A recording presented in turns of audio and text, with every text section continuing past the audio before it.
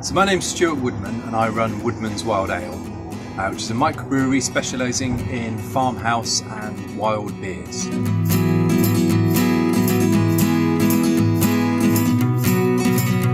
So today I'm here at a Future Focus Lab, the second of 4 sessions, and so far the sessions have been so great in enabling me to dream big about the business and really clarify where I want to be in a few years' time and how to get there. It's been really invaluable in giving me that map of how to go about achieving that.